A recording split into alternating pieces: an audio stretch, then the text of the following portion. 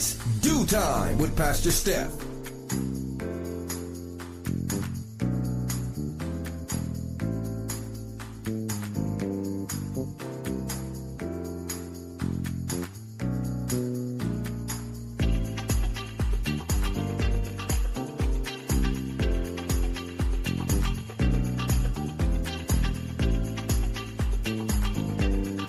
Good morning, good morning, good morning. Rise and shine. You're on with this Due Time with Pastor Steph.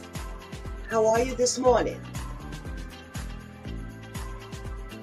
That's what I like to hear. That's what I like to hear. For this is the day the Lord has made. Let us rejoice and be glad in it.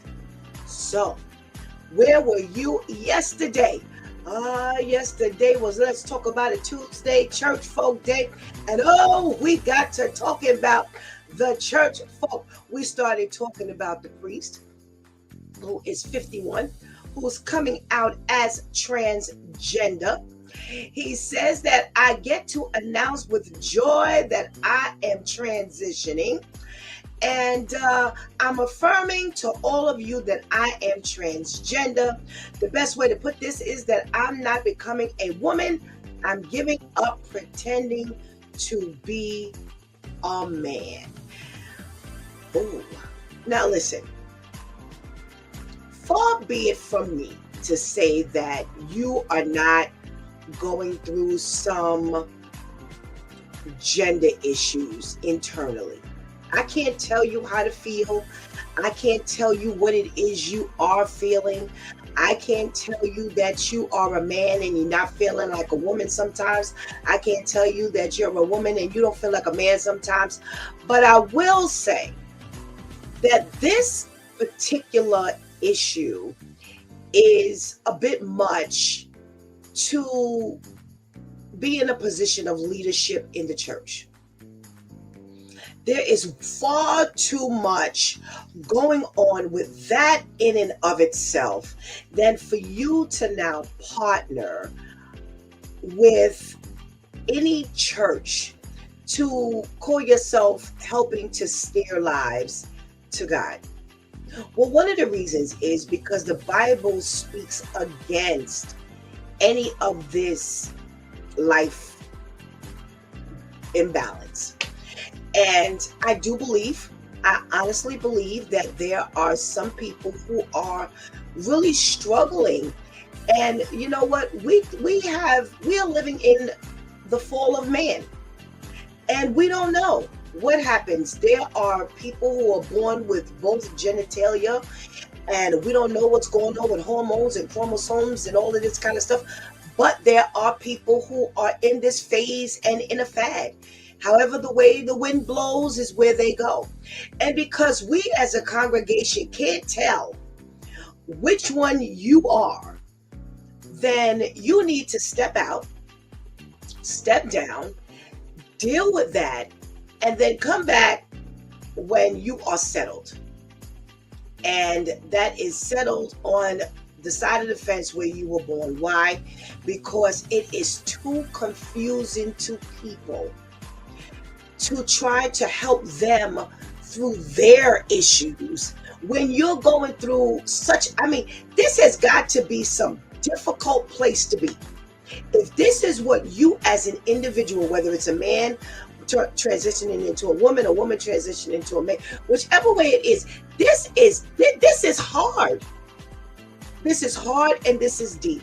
And there is no way you are going to be able to struggle through this process of identifying who you really are, going to God and letting God help you settle on who you should be, who He has called you to be, and you are trying to fix everybody else, everybody else with their life. This is way too much. It's way too much. It really is. It's different when you are dealing with other issues. Much different, because what ends up happening is, those things can be sorted out. It's not if you're in a marriage that's going bonkers, it's not just you who's participating in that marriage. So it could be you, but yet it could be someone else as well. When you're dealing with this type of an issue, it ain't nobody but you. So how in the world are you going to possibly help someone else go through some really tough times in their life when you yourself are going through something so major? So I'm just going to leave it there. There's a whole lot of other issues but just that bare issue right there, just that bare fact right there, really begs to take you down off that pulpit. Now we talk about this other issue where the priest partnered up with a 17-year-old woman. And she, at the time, he met her as an exotic dancer. She was an exotic dancer in a strip club. And he, had dealings with her. And not only did he have dealings with her, the two of them set about a lifestyle of being together, of just helping one another, making one another's life better. They decided to form an ongoing relationship that included his financial support to her in exchange for her private companionship. And she did this for years. Okay, they traveled all over Alabama, engaging in sex. Again, when she was 17 years old, and she was paid hundreds of thousands of dollars to remain silent about this thing. Well, now that she's 33, her mind is, I want him to receive, some type of punishment from the church for his indiscretions as a priest. And I want him to receive some punishment from the law because of what he did with me at the age of 17. Well, first of all, she was working as an exotic dancer underage. She was there. She had lied about her age to work in that establishment. So you just started off wrong. You started this whole party off wrong. Well, you willingly engaged in all of these things. He willingly engaged in all of these things. The hundreds of thousands of dollars that she said that she was paid, they did investigating and they found that this money did not come from the church. This was his personal money. Now, you can't blame him for where he pays his money. This is a God thing. And you want him to fall on his sword, but like I said yesterday, and the others did, you're not falling on your own sword. You voluntarily went this direction. You went this route. Everybody had a ball. Everybody had a good time. Everybody was served and serviced. So, hey, go ahead about your business and live your life and let him live with his. Stop. Really, really, really stop. Don't go through all of this. All right. It's really, really, really something that, he may have even gone before the Lord and he's made it right with the Lord. And being that you two have been separated, you're now 33. He's now like 61 years old, and you haven't had contact. Maybe he hasn't had a chance to make it right with you, but maybe he has. I don't know. Maybe he has made it right with the Lord. So guess what? Again, you were self-served. He was self-served. Everybody got out of it what they wanted to. Bye-bye. And that's how we spent our Tuesday. Now, you might not agree, and that's understandable, but that's where the ball landed for all of us yesterday. And we had one ball here on his due time.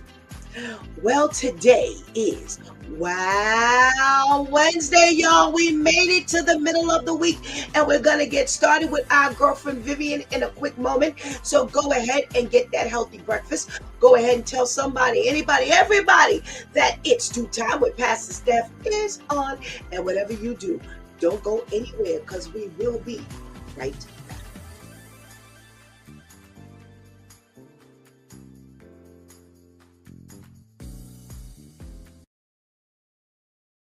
Yes, we can pray, Lord, remove this difficulty. But as long as the Lord allows that thing or that issue, that difficulty, that drama to remain in our lives, as long as He allows it, then the prayer also has to be, Lord, would you allow me to steward this well? As long as you got me in it, would you remind me every day by your Holy Spirit, you've allowed this for a reason. So now my prayer is, Lord, would you help me not to get out of this situation until I've got the lesson, until I've got the character you intended to build, until I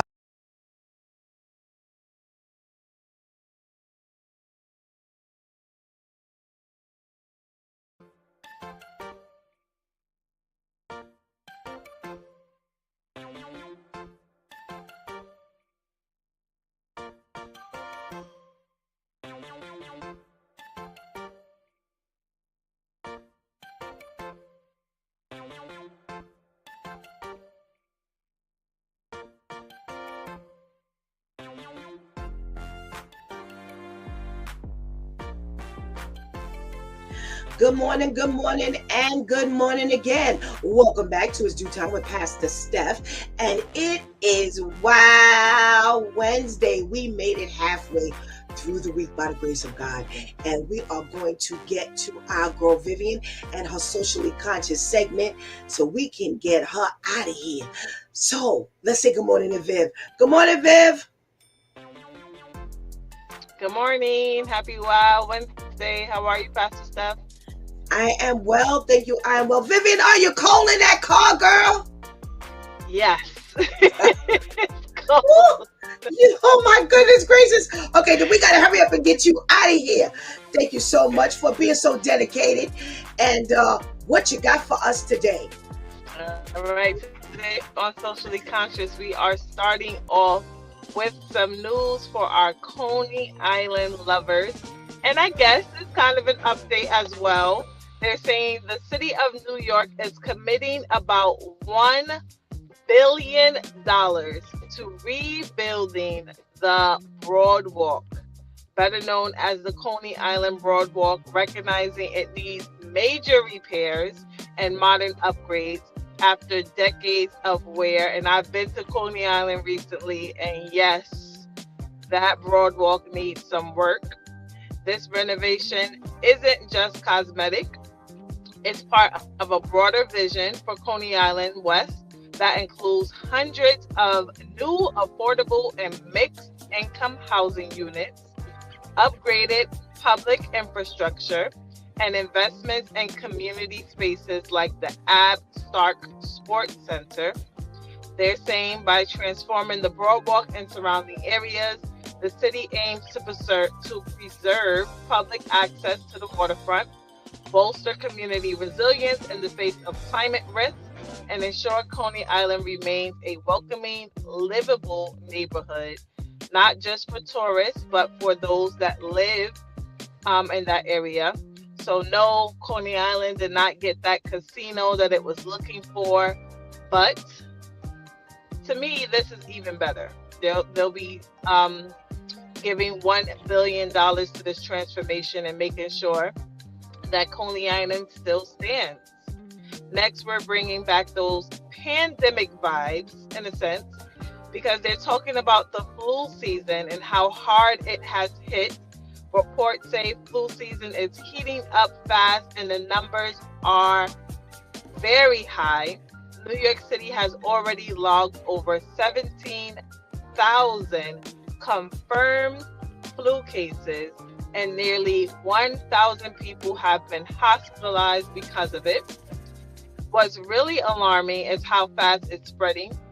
Weekly reported cases jumped from about 1,890 cases to 4,146 cases in just 7 days.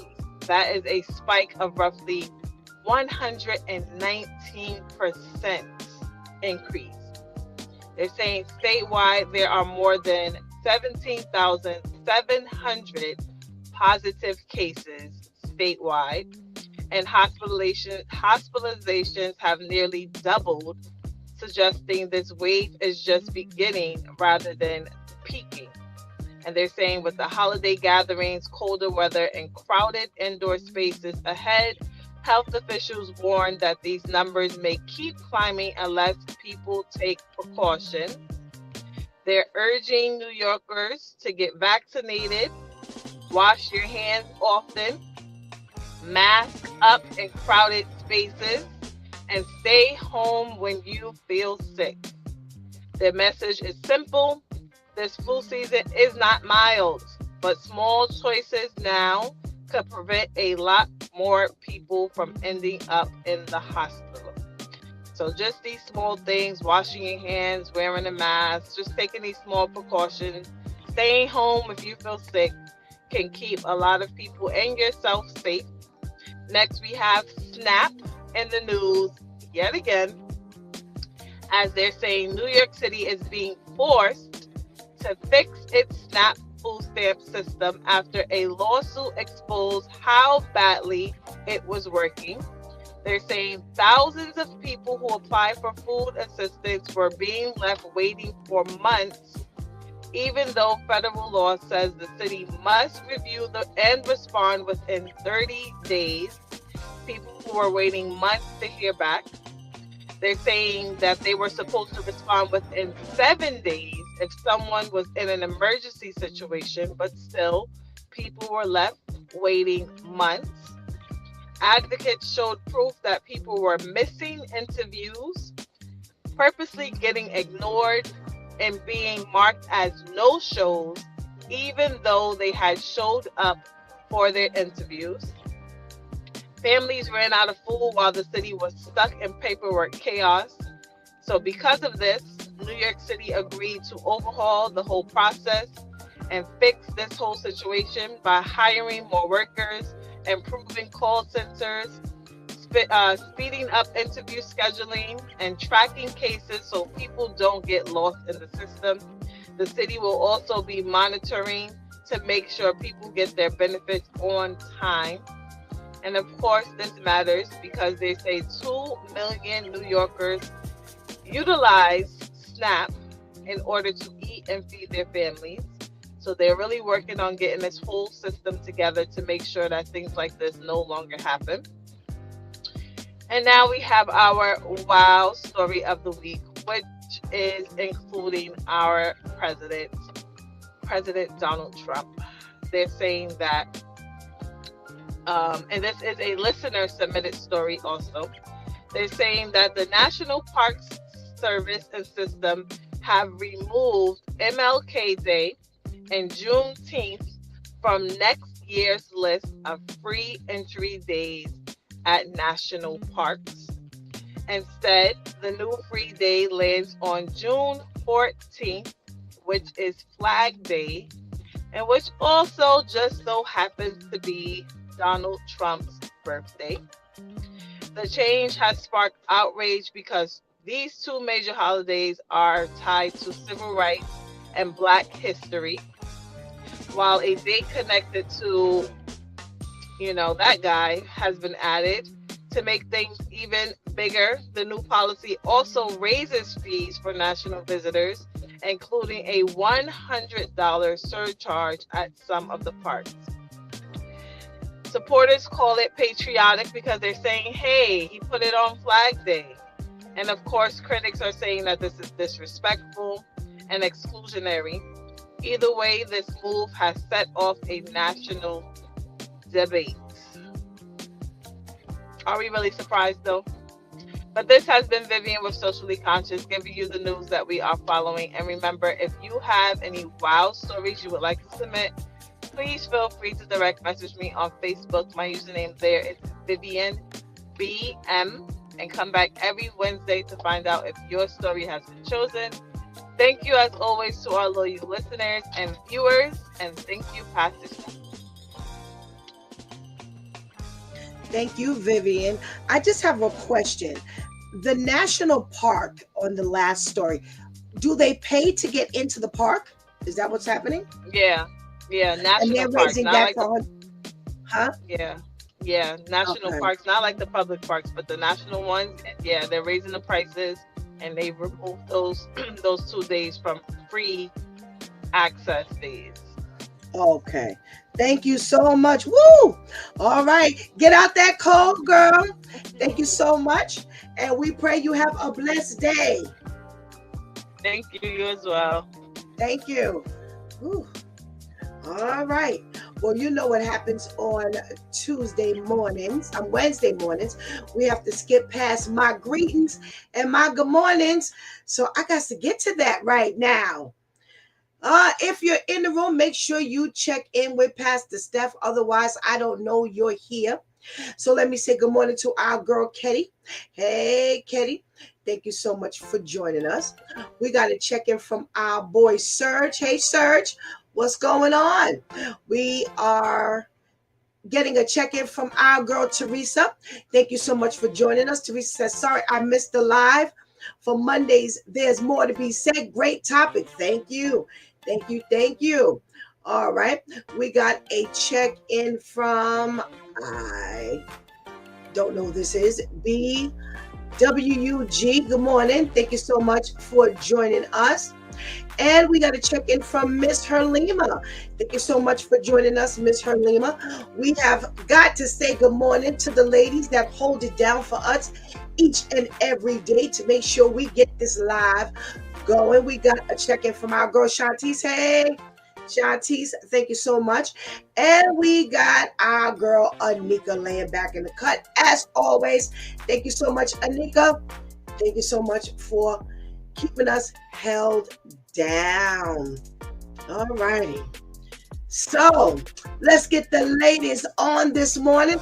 Let's say good morning to our girl Shantice. Good morning, Shantice. Good morning. And let's say good morning to Miss Willie. Good morning, Miss Willie. Good morning. How are you? I'm good. Good, good. Thank you so much for joining us, ladies. Yes. All right. So Vivian has given us her socially conscious items.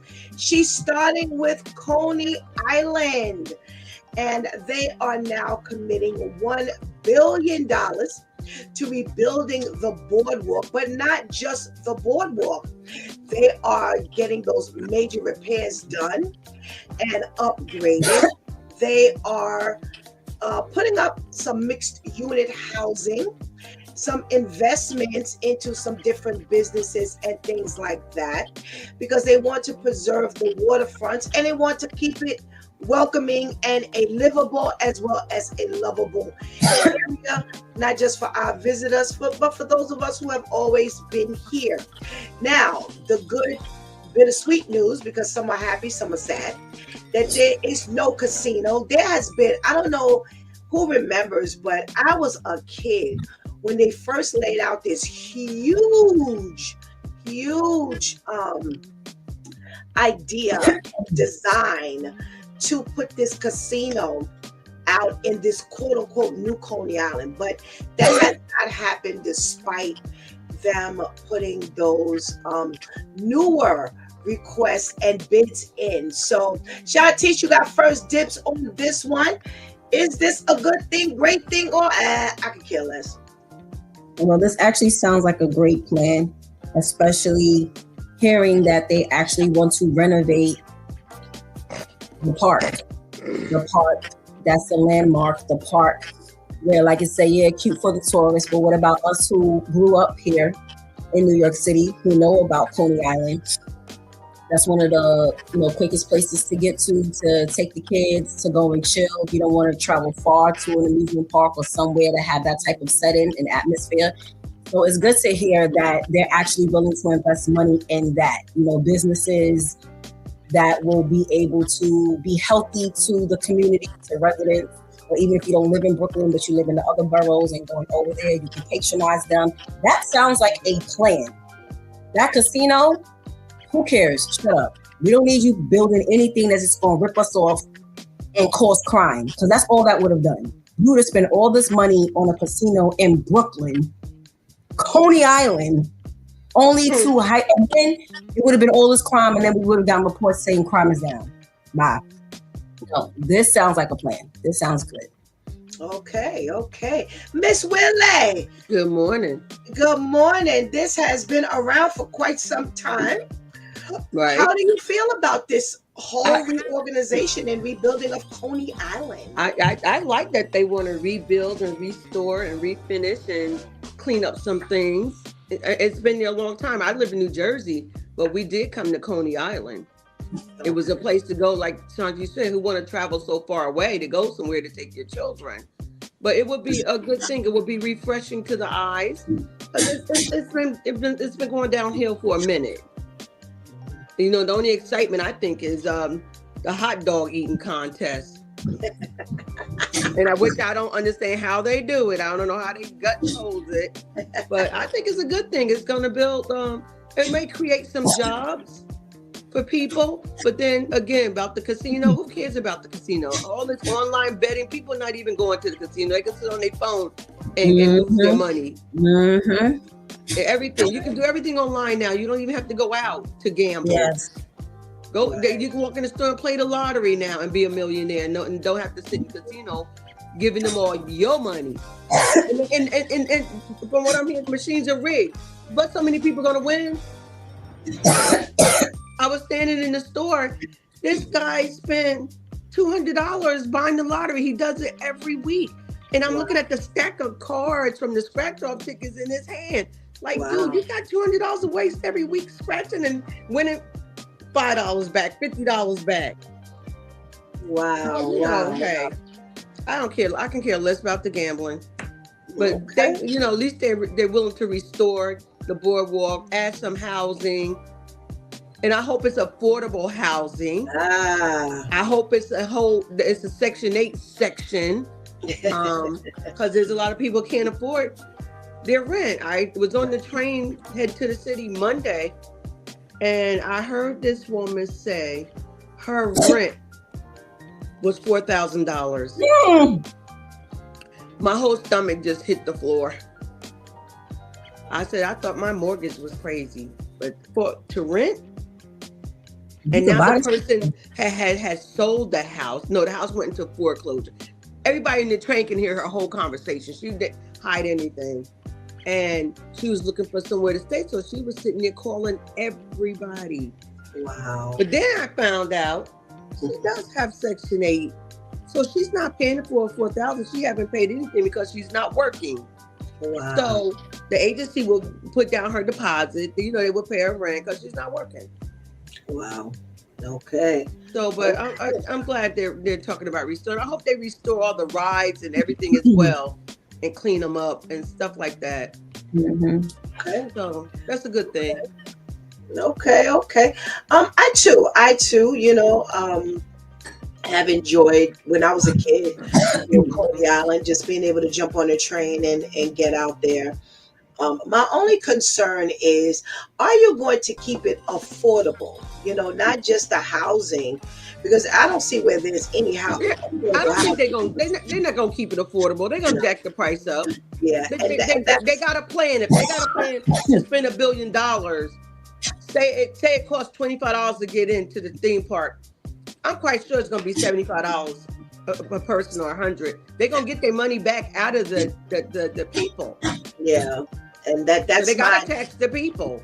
Yeah, that's my thought. My thought is, you're gonna recoup your money somehow, and where else? But from the attractions and the visitors, and thank God the boardwalk itself is free.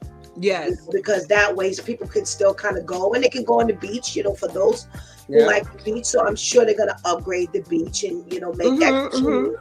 And keep the sand clean and things like that, So it has deteriorated over the years, as with everything else. Corrosion, water corrosion. It's just hopefully again, they said that they're gonna open it up for vendors and people like that. So that's a good thing, as long as it's affordable, where people can go out there and really call themselves making some money and enjoying themselves, that they won't price it so high that people end up not even going. Because if it's local, if you can get on a train and go, or drive to get there, then they need to make sure, that they keep it where people will enjoy going. So Are they going to build a parking lot? Are they going to redo the parking lot? How much are they going to charge for parking? yeah. Or they That's going what to was charge for crazy. beach chairs? You know, like in Miami, you want a long beach chair. That's $55 just for a chair. Wow. And say if you need 4 of them, you know what I mean? Wow. So wow. you never know how they're going to make their money back. They got a clear plan. Trust me. Yeah, they do. So that's why that's my only concern as far as the upgrade. I am excited to see it, and maybe I'll take a ride out there when it's done. I guess maybe in the next couple of years they'll have it done. I'm quite sure in about 4 or 5 years. Yeah. Well, they're probably going to have it done earlier than that because they want to get that money. Right. The longer they wait, the more they got to pay that big old bill by themselves. Yep. So they're going to probably get this done quick, fast, and in a hurry. So, great for New York City. Great for New York City. Okay. Vivian says pandemic vibes are coming back. This flu season is hitting extremely hard. 17,000 plus flu cases confirmed. And people have been hospitalized. And it went from 189 to over 400 cases in 7 whole days. Now they are wanting us to go back to what we used to do with the pandemic.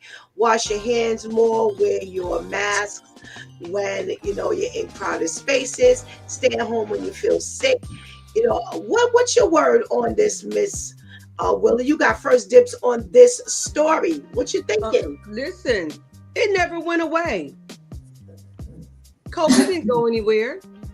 It's been there all the time. And of course, the people that suffer from upper respiratory problems, asthma, COPD, anything that has to do anything with your lungs, they're susceptible to getting COVID 3 and 4 times. So it's all about the immune system.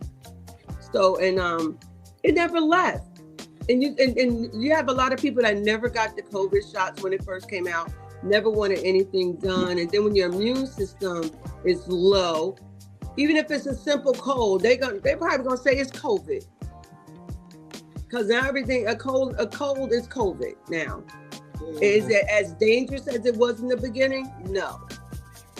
So you're gonna have a lot of people entering the hospital, going to the emerge cares and calling, trying to get an appointment, because upper respiratory is not a joke. RSV is not a joke.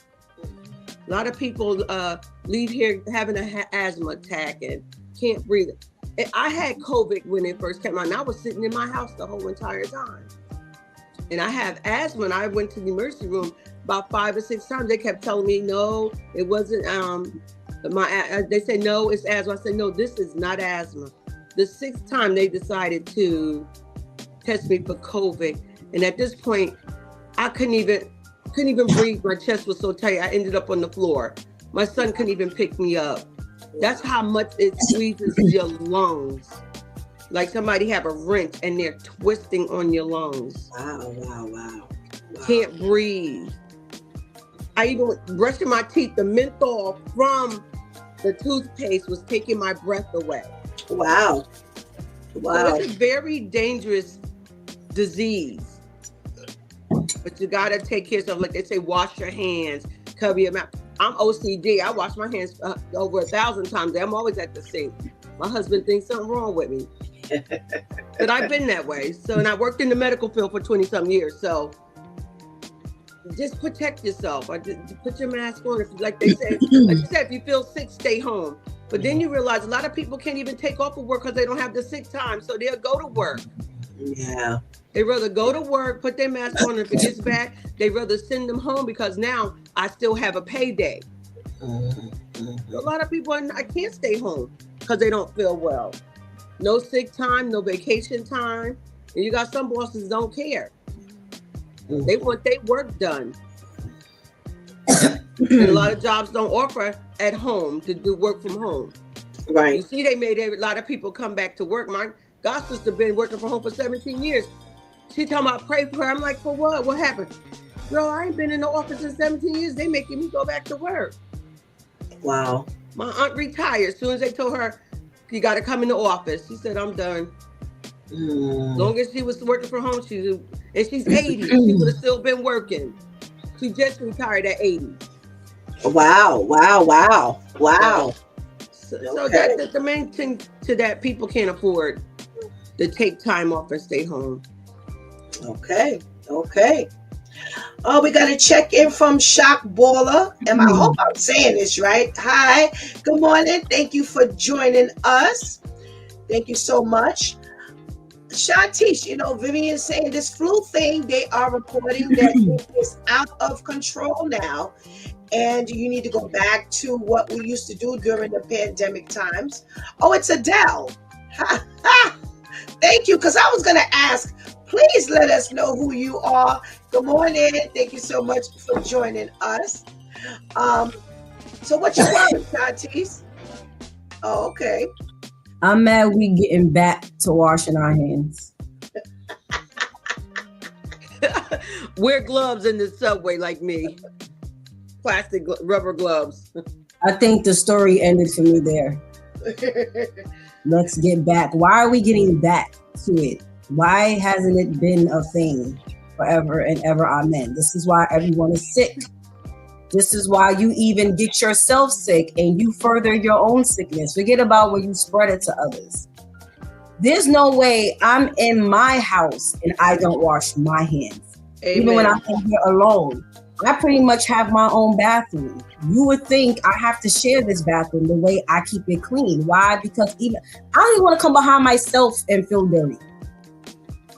Like I don't understand the concept. And I'm like Miss Willie. I worked in the food industry for years, worked in restaurants for years, and I had a few of my coworkers telling me, like, on my day off, when I come in, I'm gonna sit at your table because you always wash your hands.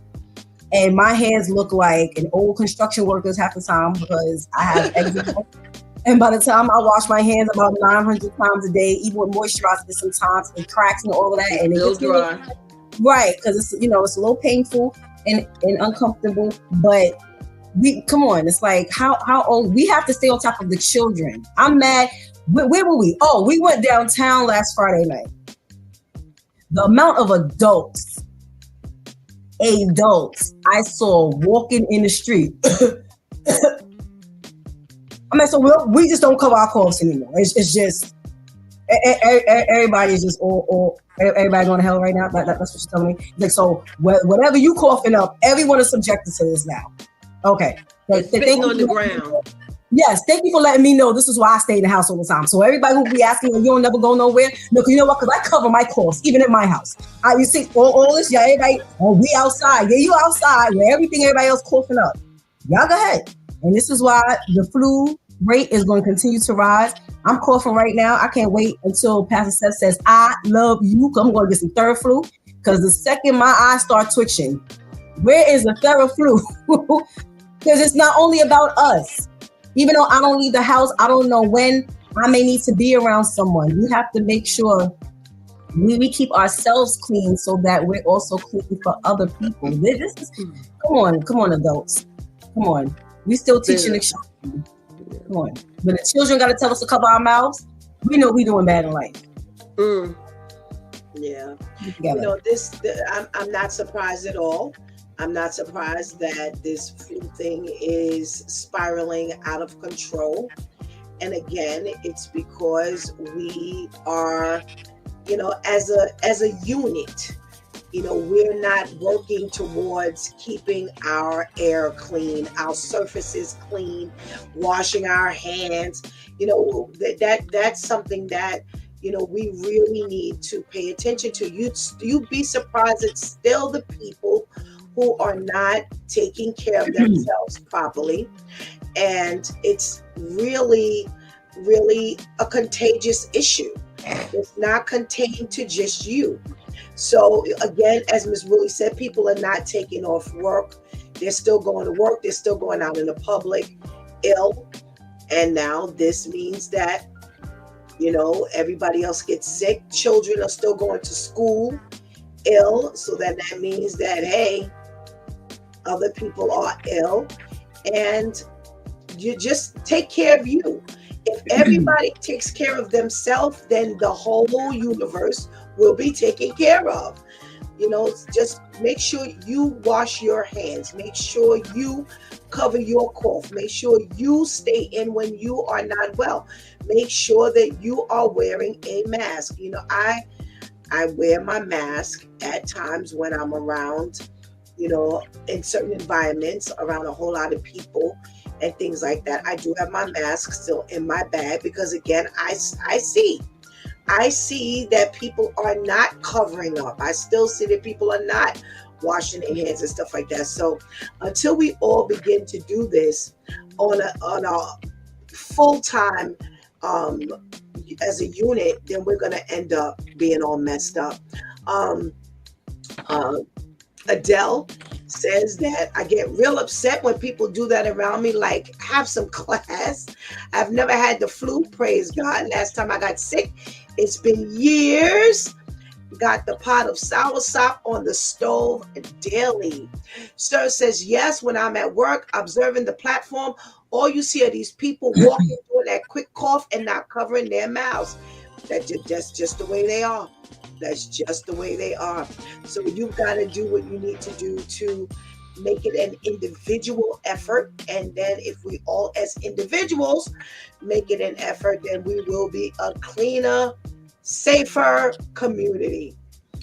All right. SNAP is in the news, and in New York City, they say they're being forced to fix this system after some lawsuits have surfaced. They said people are waiting for months for their SNAP decision.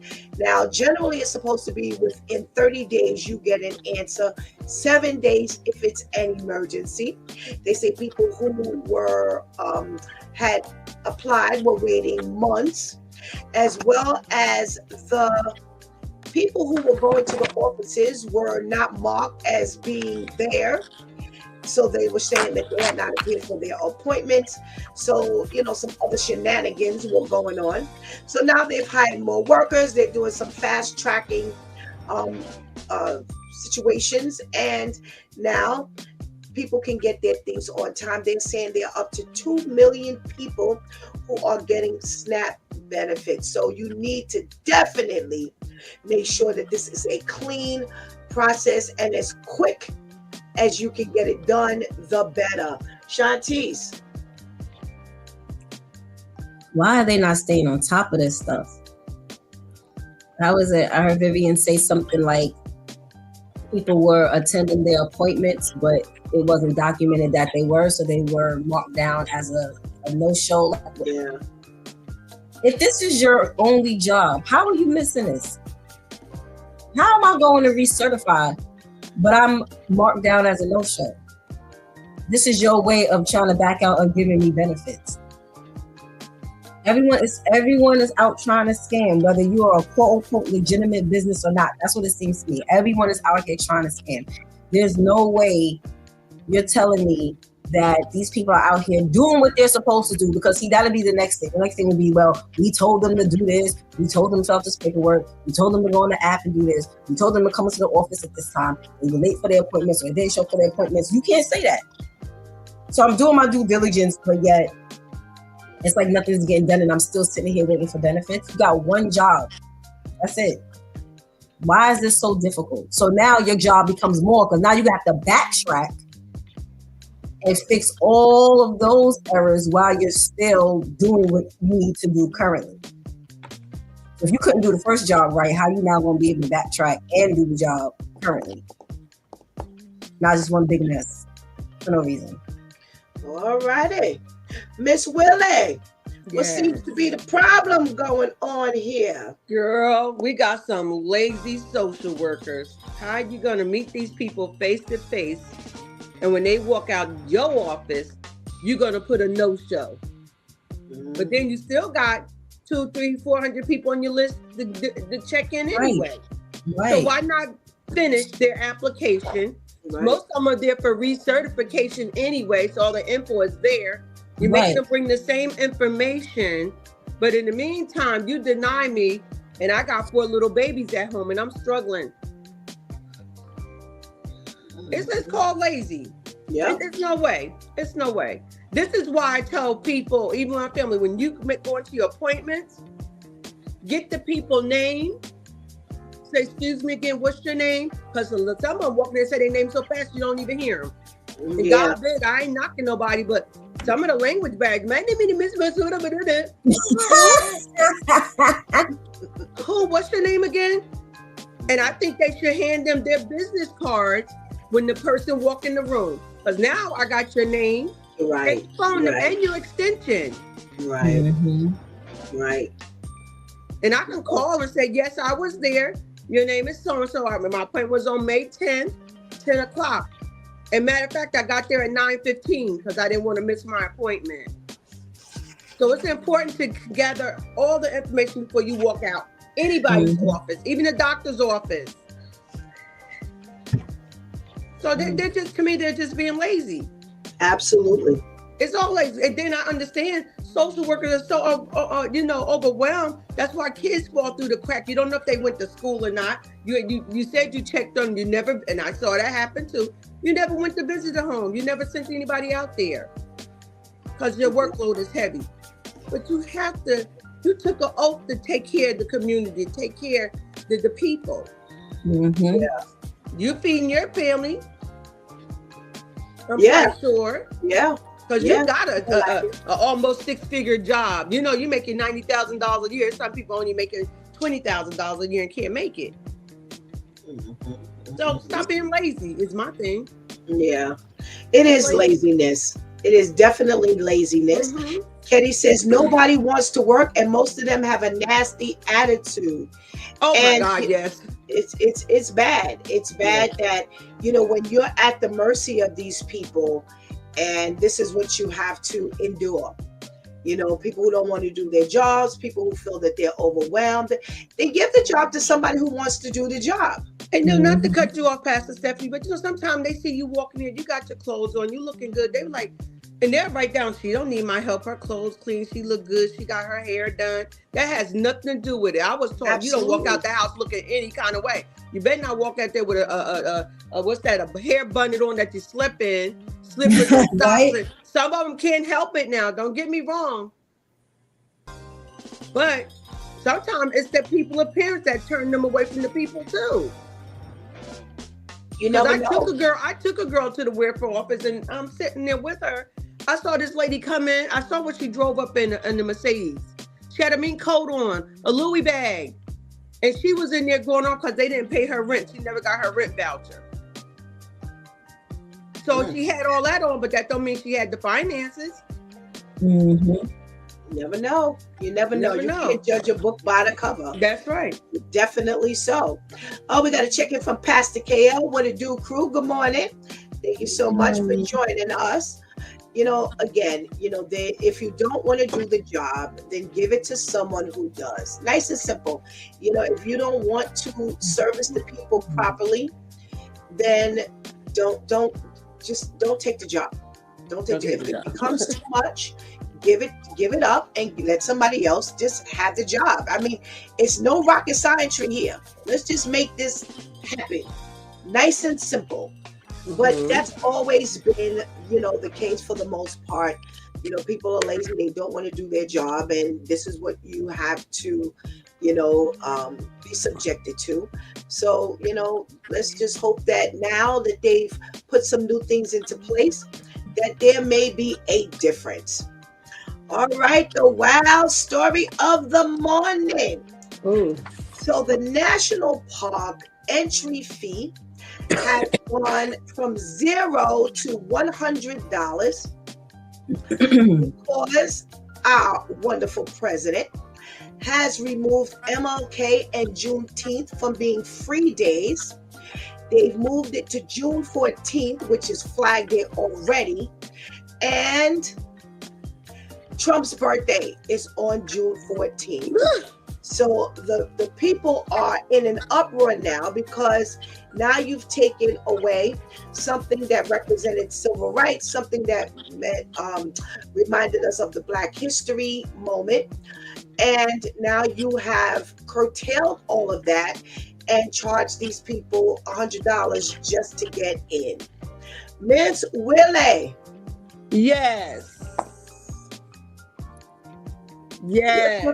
What's your thought, Miss Ruth? First of all, I keep saying, who in the world let this demon in the chair? Because he had a full agenda. He had 4 years to think about how he was going to try to jack everybody's world.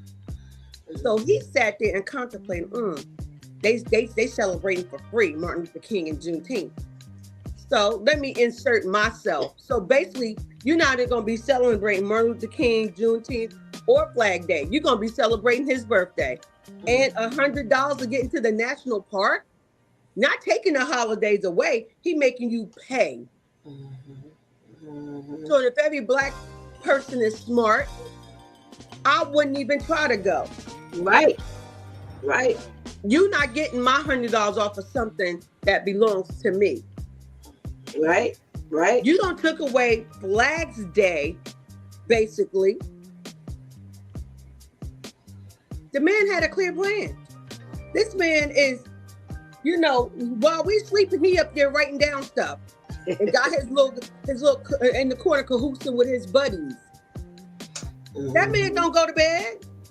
He's thinking about what other thing he can take away. The tariff's so high. Every time we go to the store, a pack of chicken wings is $25, $26. He had a clear plan. Everything Trump's doing has already been written down. What do he call it? The dream what? Yeah. That's his dream. Yeah. If Trump can wipe out everybody, if he can wipe out everybody on this earth and it just be him, it'll be him. But it's all about him. All this is about Trump. It ain't about Martin Luther King Day, Juneteenth, Flag Day. It's about him.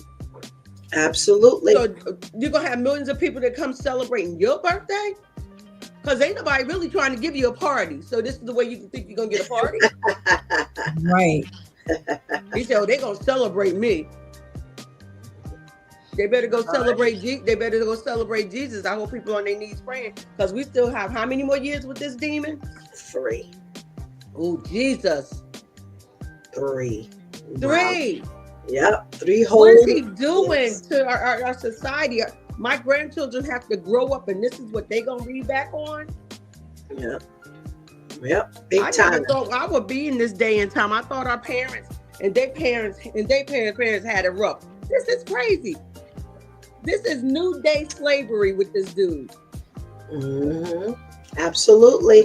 Like they don't gave 2.8% for Social Security, but they taking it back because they're making them pay for the medical part. Where years ago they never had to pay for the medical part. This was Bush's idea. Yeah. So why give the percent you taking it back? It's a game. Being in the White House, political is a game. It's about their gain and our loss. Absolutely. That's my take on that demon. I don't even want to talk about him no more. All right, Shantice. $100 to get into the national park. As stupid as this is, that was the simple remedy that came to mind. Don't go. Don't go to the national parks on that day. Because I was watching something the other day, and these Black students came up. They had to start a business, and they came up with the business, and they also developed apparel for the business, and it was called Black Sense. And it became real popular on the school campus. And because it was senior prank day, a bunch of white kids came around with white sex apparel. So the Black kids got mad, like, prank day or no prank day, we don't play like that. Like, don't play like that. So they were like, oh, we just thought it was a joke. We so sorry. Okay, we'll take it off. One of the white boys didn't take it off. And he was like, well, why is it that y'all can have black sex but we can't have white sex? And everybody was looking at him like, you can't be serious. This is why you can't be serious. The same way that side of the fence has all of the privilege to do everything. One of the things y'all can't do peacefully is walk around with white stuff like that. Where we can. Why? Because we are continuing this coming for us. Because in addition to because I don't get any attention anyway. This is how I give attention to myself, and I help other people to give me attention, even if they're mad. You trying to come for us. Because you didn't just say, okay, this is what I'm going to do. You made it your business to now take off the Black days. Martin Luther King's birthday, Juneteenth. You made it your business to do that. That was more important to you than making it about your birthday. Your birthday was just the icing on the cake. So I completely agree. If you're smart, just simply don't go. There's no need to put a whole lot of breath in complaining about this. Don't go. If you go, you're the opposite of smart. And now you play along with the game as well, because you think that you're about to make some money off of it. You won't, because that side of the fence ain't gonna pay no $100 to get up in the park that day. So where your $100 coming from? And don't struggle to pay it. You don't have it, sit down. Have a happy seat. Yeah, but that's what I'm saying. But we continue, I don't know. Right, but we continue to prove that we make them their money. Yeah. So if we don't go, they're not gonna make said money. So it's just a simple remedy to all of this. Right. Just Trump won't be celebrating. Right. If you don't have a backyard, make a friend in God who has a backyard, and y'all go barbecue over there in the front yard. Listen, we get very creative, okay? If it's all that important. That's all right. Juneteenth, right. Juneteenth, MLK birthday's in the wintertime anyway. So if you're within the states where it's cold, you ain't at no park no way. Juneteenth, make a buddy. Turn to your neighbor, say, neighbor, do you have a backyard? I'll be over there Juneteenth. And I'll bring a dish or two. Right. And have a good day. This ain't no big deal. I mean, just understand what's going on. And why they think they playing us, we play them. Simple. So this is just another way for him to, stick the knife in. And I agree, there's no fuss, no muss. We do what we need to do. We have enough community centers and churches and all these kind of places that are these establishments that are owned by Black people that have heard that the national parks are charging. So now you open up your lawn. You open up your establishment so that whatever festivities would take place on Juneteenth again. You don't go to the national park, no big deal. You ain't been barbecuing. You ain't got to barbecue. So if you decide that you're going to do something again, let all of these establishments open up their lawns or go into somebody's backyard or, do what you need to do. Open up the block. Do a block party. A block party. Open up the whole block and put just the go table ahead. in front of your house. Have all the neighbors come out with a table. Right. Make it something that the whole block or the community get together and do. We have a lot of power. Yes. And one of the things that we have been really guilty of is making people think that all they have to do is sneeze and our world comes tumbling down. Yes. There are so many, like you said, Shantice, all we need to do is get creative. Do what we do best. Merge together and make it happen. Somebody fry the chicken, somebody make corn. We good at a prompt party, girl. What you doing tonight, girl? Bring a dish. That's right. Right. What from now. So as of at least December of 2025, you have the limitations that you have. So just make do with it. So, this is really not a huge thing, some would say fight it and listen, let him ride his little years out. Let him ride his years out. Ooh, I'll be glad when he get on that horse and keep going. Yeah, let him ride. He might be dead by then. We don't even know. And I'm not saying I wish it. But what I'm saying is he's been ill. They have not put out a lot about his illness. We don't even know if he'll survive.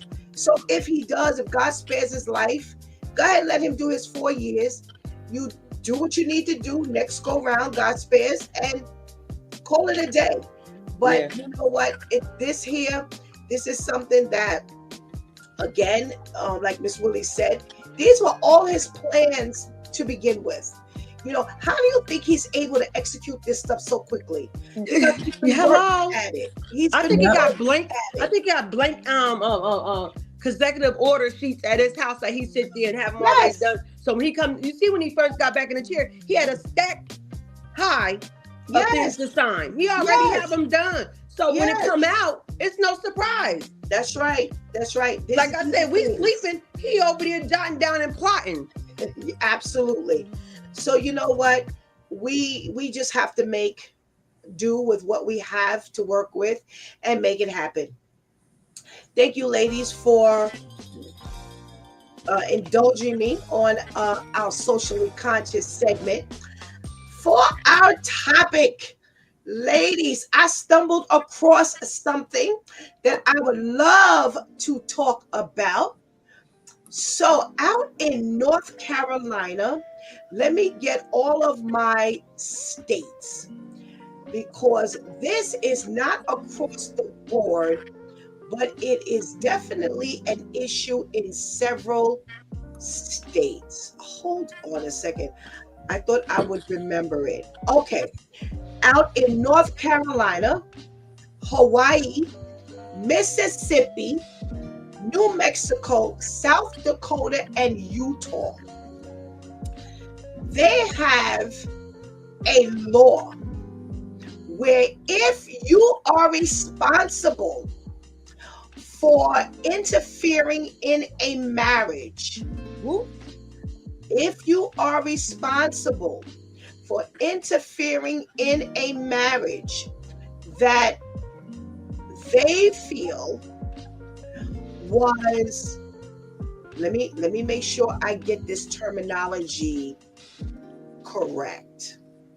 I want to make sure I say this right.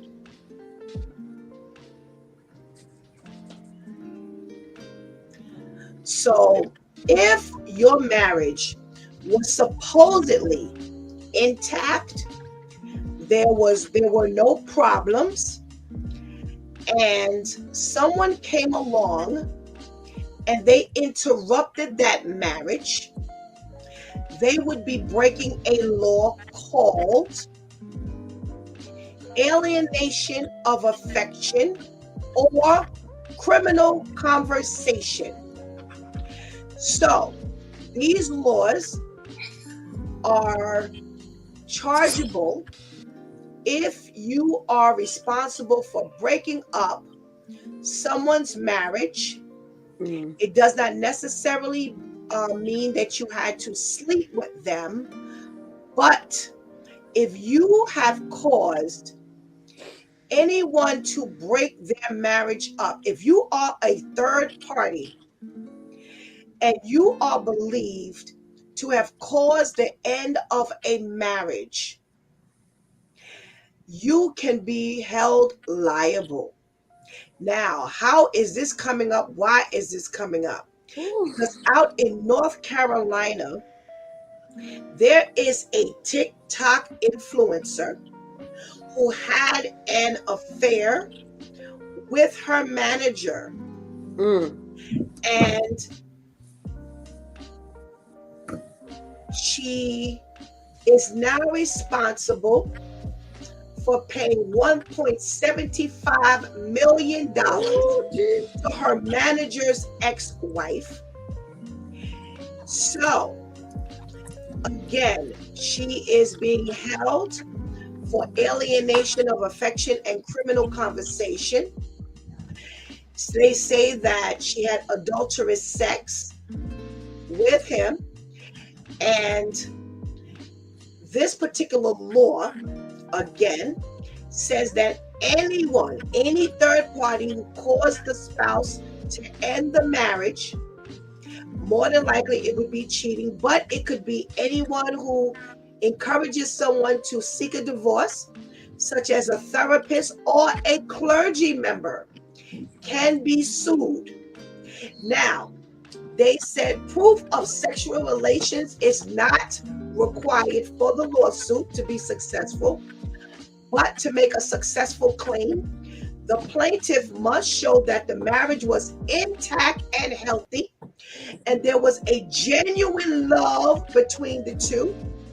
They must also establish that the love and affection within the marriage was alienated and ultimately destroyed as a direct result of the third party's actions, and that those actions were intentional and designed to interfere with the marital relationship.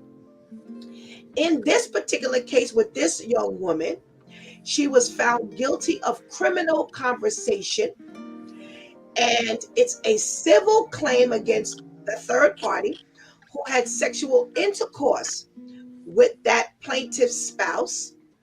They say to be successful in this type of claim, the plaintiff must prove that a valid marriage existed at the time of the conduct and that sexual intercourse occurred during the marriage and before any physical separation was entered into that was intended to become permanent. Now, this is only in the 6 states that I named. Again, that is North Carolina, Hawaii, Mississippi, New Mexico, South Dakota, and Utah. They have had other people who have been charged, lost, and had to pay. One man, $8.8 million. And another one was awarded $30 million for alienation of affection.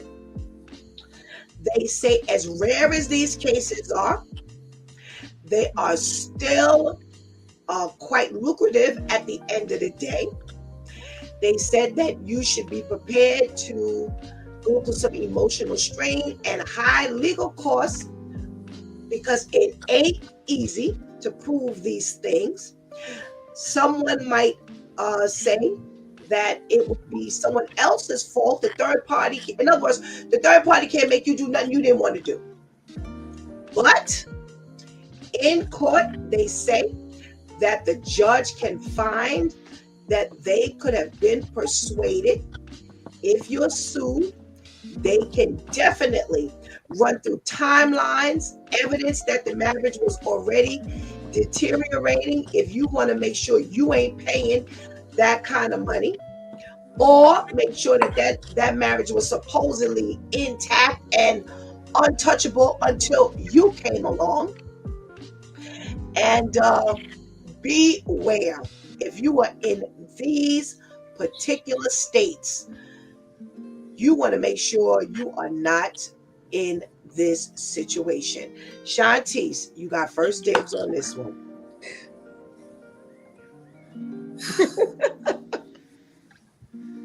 Anything to get money.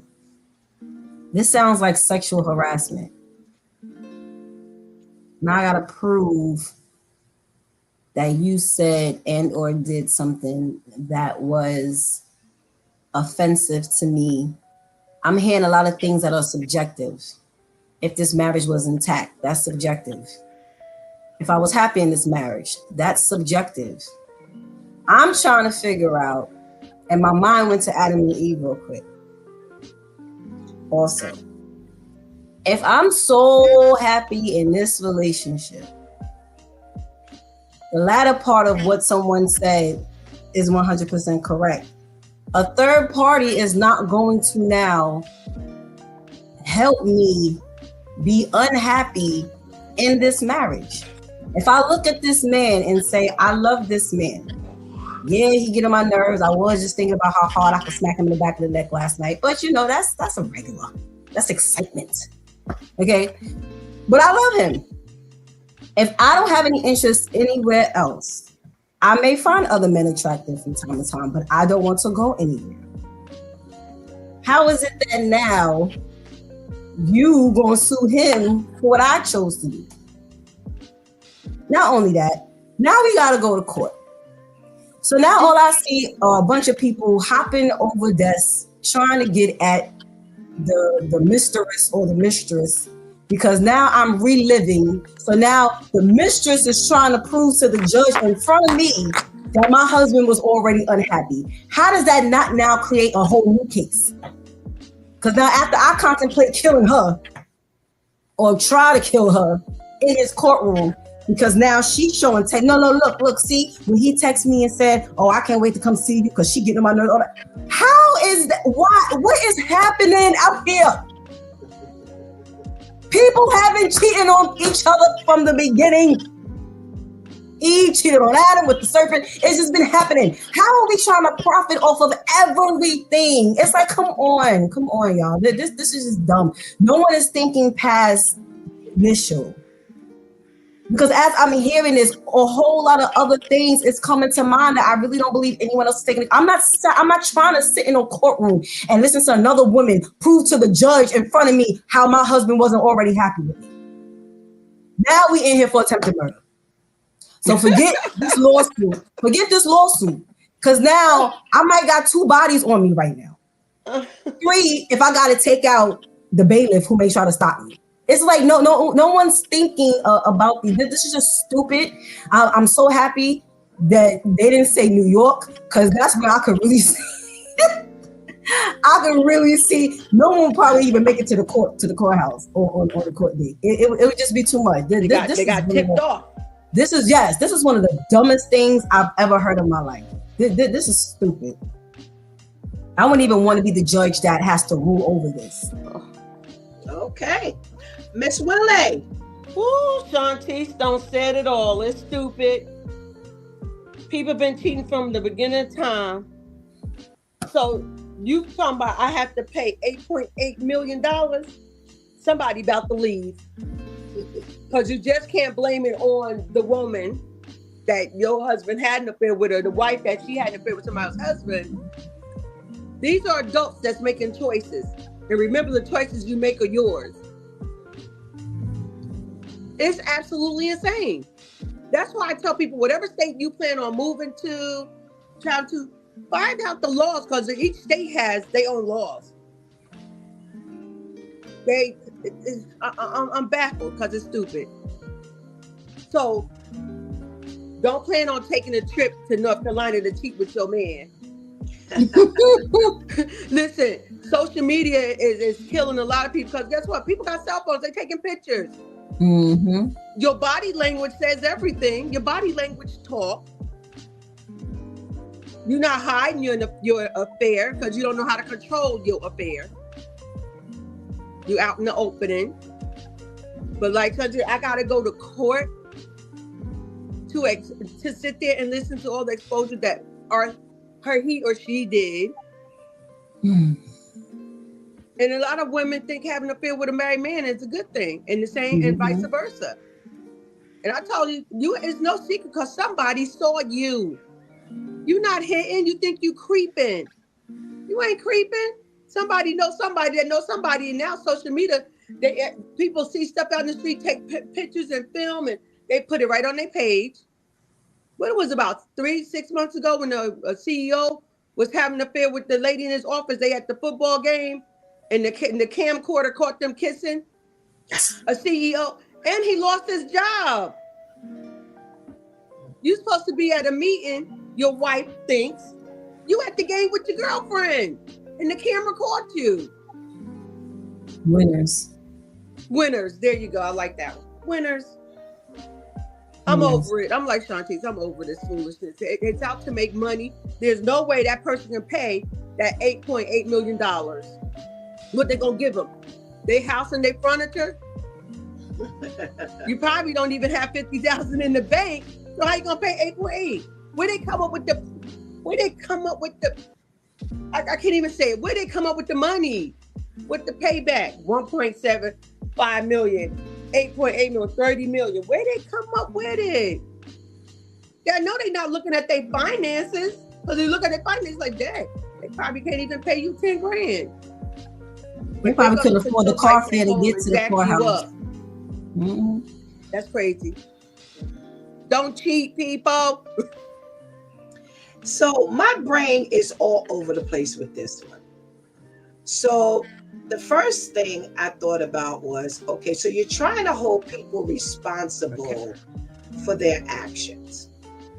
So this is a catch-22 situation, because you're trying to hold people accountable for their actions, but yet everybody's responsible for their own actions.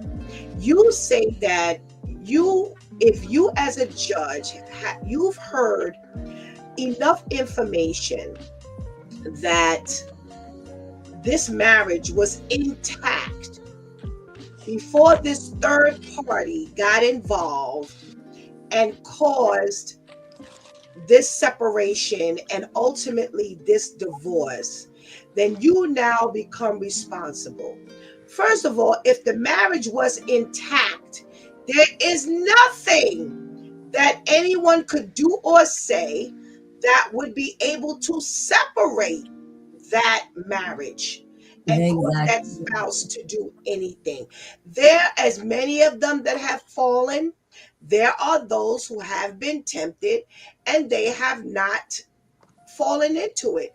I don't want to hear if it's only 5. I don't want to hear if it's only 1. It doesn't matter. Everybody is not guilty of cheating on their spouse, but it is not because they have not been attempted or approached or whatever. So therefore, if one person can do it, someone else can say no as well. So now I hear you say, well, she should have to sit in court and hear how another woman, yeah, you know why? Because you're the plaintiff. It's the plaintiff who is the one who now has to try to prove that his or her marriage was intact before.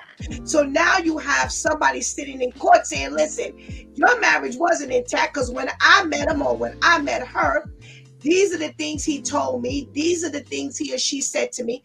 So yeah, you don't have to sit through all of this because you're the one who's sitting in the court trying to get this money from this other person.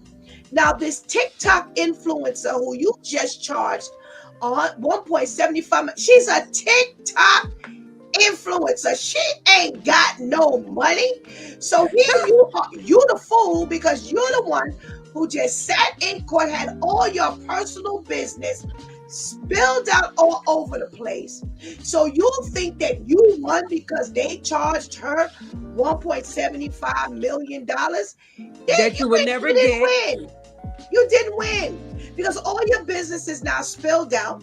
You know as well as I know, as anybody else knows, that if he was your husband, when this got started, he wasn't all that satisfied because if he was a TikTok influencer, he ain't even talking about no woman in power, a woman who's some big time CEO or somebody who's running for the vice presidency. You only have a TikTok page. This is what I'm saying. So she's got, wait, let me see how many followers. Hold on. Yeah, please let us know. They say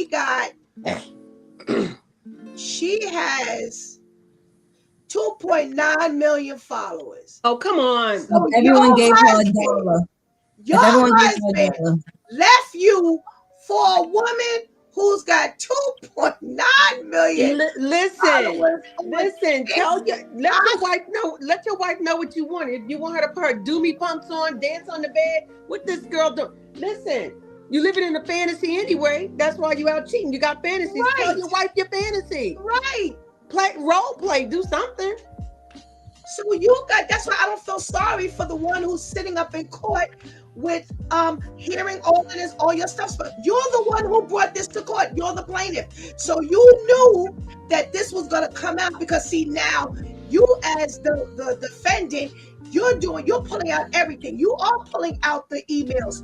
You are pulling out the cell phone messages. You are pulling out the Valentine's Day cards. You are pulling out the Christmas pictures that you and him took together.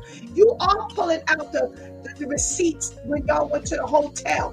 You're pulling out all of this stuff because all you are is a TikTok influencer. So you should be embarrassed to be in court knowing that you got cheated on and your husband went astray for a TikTok influencer. I'm not about to take you to court for that. Now you want $1.75 million. Where's she supposed to get that from? Where's she supposed to get that from? Doesn't say nobody's thinking. You're thinking I'm upset and I can get her for some money. You're not thinking about all the receipts she's gonna be able to pull out. And- Stupid. You're not thinking about and that. all your integrity done went out the door because you Right. went for $1. Right. Like, All think you it's heard an was easy dollar. A lawsuit is not an easy dollar to get. Because by the Right. time you apply for the lawsuit, by the time you got to pay every lawyer, every time you got to do, they're going to take money from your lawsuit. Like one girl, she ended up with $1 because she was trying to be greedy. It's true. It's not a quick fix to your emotional hurt. Yep. Because you still going to think about this man don't cheat on me. Every time he walk out the door, he take an extra 5 minutes, come home. He with that girl. That's what right. you put. That's what you just did to yourself. Yes. Look, goodbye. Yes. Like I said, if you think you want to cheat, when I see you walk out the door with your suitcase, you gone. Don't do it. Just pack a bag. I gotta go. Okay. When I see your suitcases and you go walking door and the door not hit you, all right, goodbye. Absolutely. We got to check in from our girl Shakira. Good morning. So here's my thought. So it's something you just said, Miss Willie. So here you are. All you got on your brain is he cheated. If she was working, she really couldn't amass no 2.9 million followers. So how much money she making? 30,000 a year? So how many years it's gonna take for her to pay off this? You can have you a new husband, a whole new life, be happy, do what you do, and smiling. We gotta check it from our girl Akusa. Good morning. Thank you so much for joining us. Yo, this is just crazy. But here, I wanna switch. I wanna switch gears. So there's an issue of third party, just simply put, third party. This third party, they said, could be a cheating person or a therapist or a clergy member who has influenced this person to separate from their spouse. So while we wait for Miss Willie to get back on, Shantice, let's talk about these additional third parties. Could it be a friend? Could it be your mama? Could it be anybody who influenced you? Remember, just the other day, we did a story about a man who he and his wife and his family told this woman, that his daughter, that, you know what, the guy was no good for her. She ended up marrying him and alienating the entire family. So it doesn't only limit the cheating person. It could be anybody: therapist, clergy, parent, best friend, cousin, boss. It could be anybody. Miss Willie, you got first dibs on this one. That third party could be anybody. You're right. The third party can be anybody. It's girl, this is a lot. People are not thinking about protecting their mental man. They just out there making decisions on the whim because I'm caught up in their emotions and their feelings. So you're getting caught up out there. It's crazy. My mother said your feelings will get you in trouble. And my mother always say, put your feelings in your pocket and keep going. Yep. We get caught up off the emotions. And that's part of being a human being, but you got to know the choices you make are yours. There's consequences. And now that everything can be exposed easily, it's crazy. You got to be careful who you entertain and where you're entertaining at. Yeah. That's what I say. All righty. Shantice, that third party could be anybody. You're going to sue your therapist for $1.75 million. You're going to make your clergy pay $1.7 million. You're going to make your mother pay $1. But whoever's found guilty of separating this couple from a relationship that was intact before you got involved. Wah. That's all I'm hearing. I need money. When. Listen, again, if it's intact, this is why all this stuff is subjective. Listen, I've always had a very good, healthy, unique relationship with my mother. Can't no other woman come to me and be like, let me ask you something. How many times your mother took you to Disney World when you were growing up? No, she ain't a good mother. Did you ask her why she didn't buy you a car? Because I bought my kids a car when they turned 16 and got their license, and I did this for me. And my mother's relationship is intact. Now, me being me in the relationship I have with my mother, I would look and say, neighbor, why you didn't buy me a car when I was 16? Because I already know that answer. Listen, me and my mother are good. You cannot now come and interfere with my relationship with my mother. And if you were able to come and tell me something about my mother that she did that was really detrimental to my life, and for some reason I don't remember, maybe because I was too young or whatever the case may be, and you bring it to light, how is she now suing you? Didn't she do it? Didn't she do that thing? So if someone, because see, what I'm also hearing is, if you put me on blast, I'm suing you. Well, guess what? Don't do nothing stupid to get put on blast. You don't want your secrets coming out like that? Don't be a trifling person. Because I can clearly see that happening. Or your girlfriend told you she saw me cheating and now we broke up. I'm suing your friend. Why were you out cheating? Nobody wants to take accountability for what they're doing or what they've done. I'm just hearing a bunch of whining. I'm hearing a bunch of people just wanting money. So now we chose this therapist, but now we're going to sue you. You're going to sue the therapist. We choose to sit under this pastor, but now we're going to sue the pastor. Do you want a bunch of guest people around you? A bunch of people to tell him or her that they should stay with you? That makes absolutely no sense at all. Because as a judge, that would be my question. Well, who chose the therapist? So even if you come and say, well, she chose it, did you only go and sit in the sessions, sir? Or did she put a gun in your head and say, we go to these sessions? Were you a willing participant in these sessions? So now that you don't like the outcome of the sessions, you're now suing. Go somewhere and sit down. Again, this is just stupid. A bunch of whining. My thought on it could be any third party. I agree 100% with, if this is a therapist or a clergy member, more than likely both of you have sat under this person. So to now come back and say, well, you're going to sue because this marriage was intact. Again, that's my first thought. But do we really know that it was intact? Well, that was my. I'm saying it's all subjective. It is relative to what's your define intact. You arguing every day? This is what I'm saying. What is the definition of intact? It is relative and subjective to who the two people are.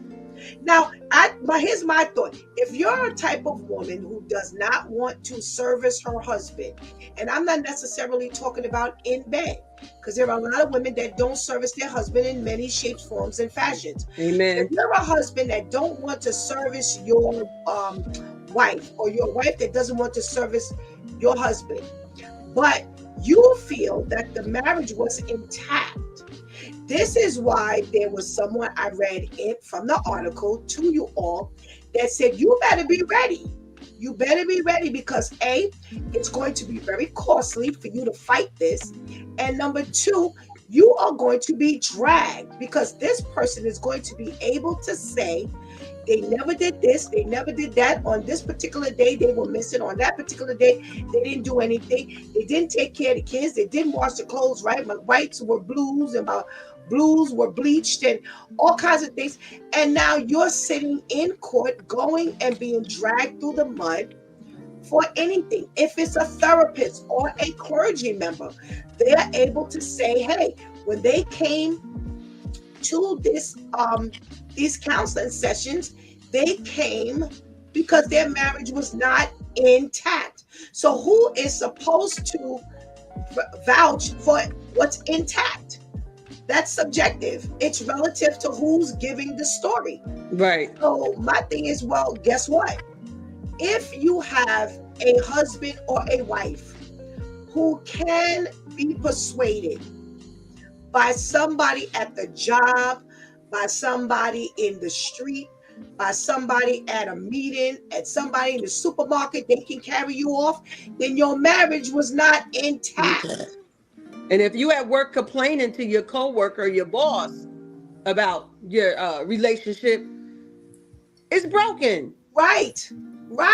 Now you want to sue because you're Right. broken and it's broken. But on the outside, you want to pretend that it's all together. Right. And then you go home, you're sitting in your little corner, broken again. Right. Wow. You can't, here's the problem that I'm having with a lot of these things. The law.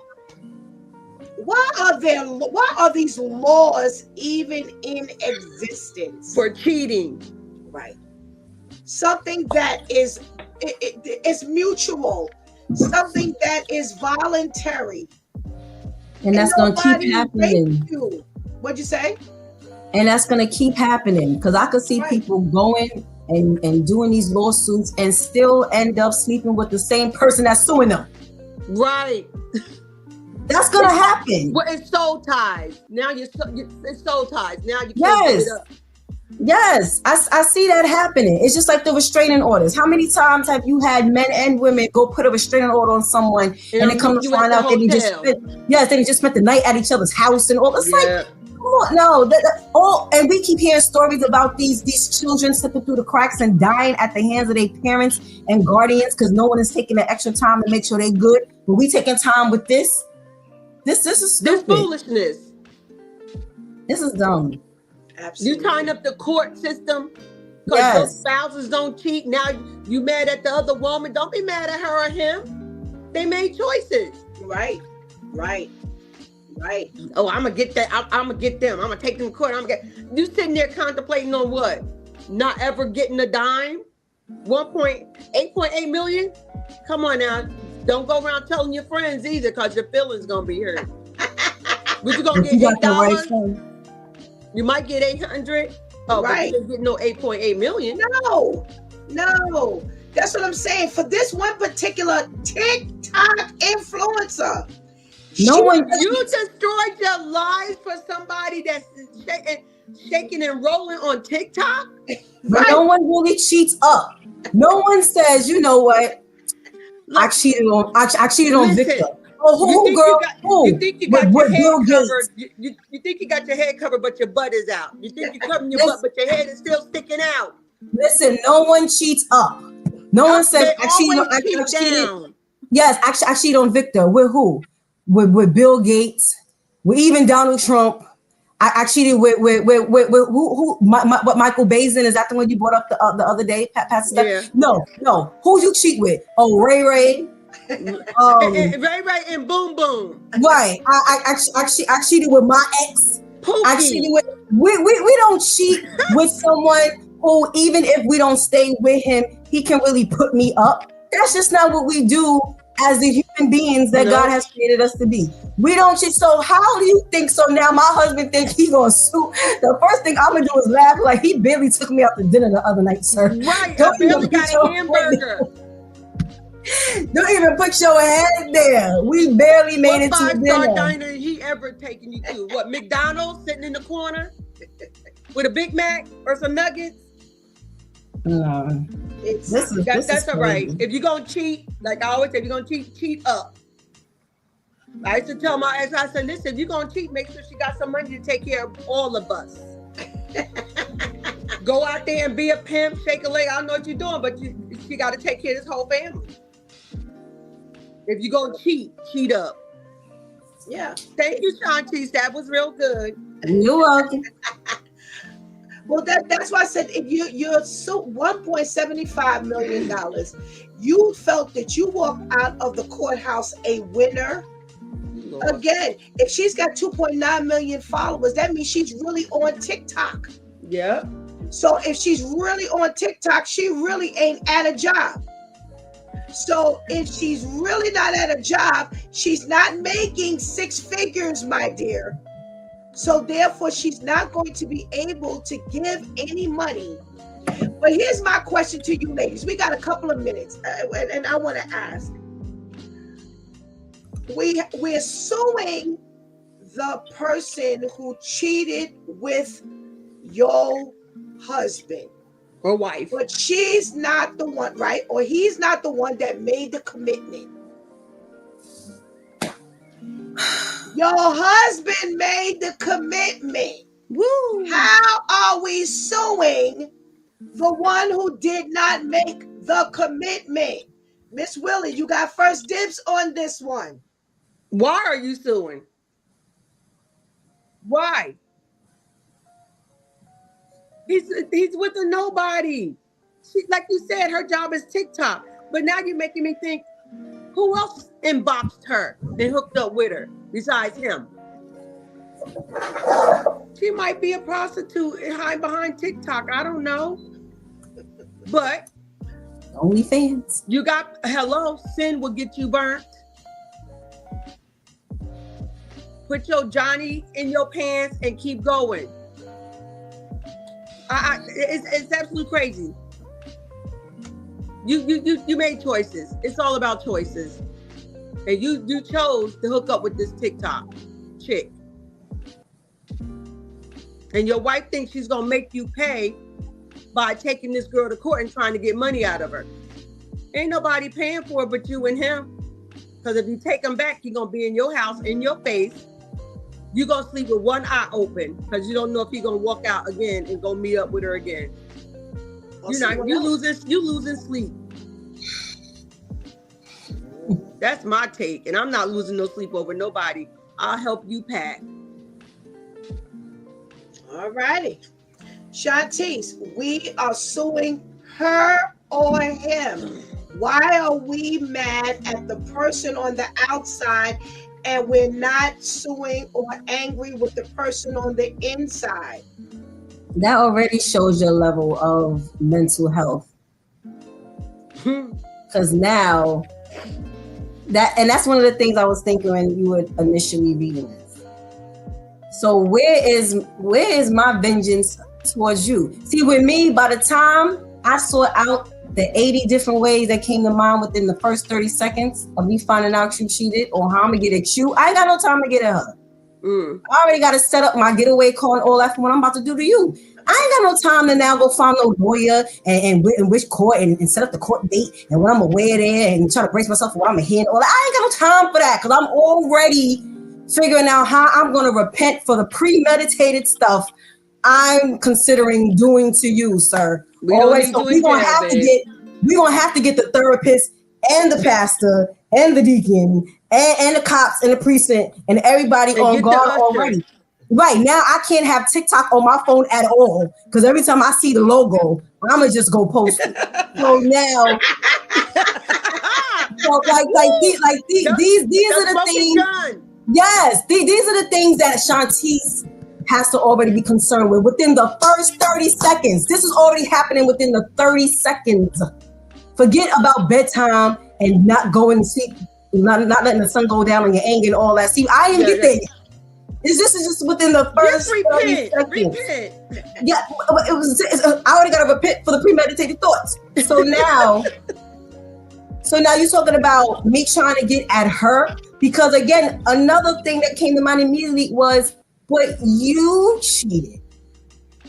I'm not sleeping with her. See, if I was about that life and all three of us were sleeping together and then she brought in a fourth person, then I have to deal with both of y'all. But it was just me and you. You brought her into this. So yeah, I may have some words with her. You better make sure I don't see her. But I could have some stuff for her too. So if that's your people's like that, you better keep her away from me. But my real beef is with you, sir. It's with you. I don't have time to try to get at her. Because see, what's going to hurt that person even more is her being able to see how I'm going to get at you. She's not going to want to cheat with anybody else ever again. That's going to do more psychological damage than me trying to get her for $1.75 million. Because she's gonna have that to think about. Now she didn't change her whole mission on TikTok. Now she's become an advocate for don't be the one, don't be the mistress. Because you will be the reason why this man ends up like whatever the end result is. Whether now you don't have anything to your possession because I done burnt or sold or did whatever, or however your outcome was. But I really don't have to, that really, as a person, man or woman, and especially as a woman, you have to, because see, stuff like that is how you'll end up like what Miss Willie said. So I do all that to her, but then I still let you back in my bed. What kind of cockeyed stuff is this? I sue your mistress, but you still get to come back and sleep with me? What? Because so now I'm just you're bringing her spirit right back to our bedroom. But if that's the case, then we might as well make a business out of this. So now I'm your pimp. We might as well make a career. We might as well make a career out of this. Listen, you need to go out and find another TikTok chick. Exactly. So we just do. Yeah, so we can get her for this money. If that's the case, this is how you're gonna get your money. This how you get your money. No, I'm not about to go through all of this distress for nothing. What in the world?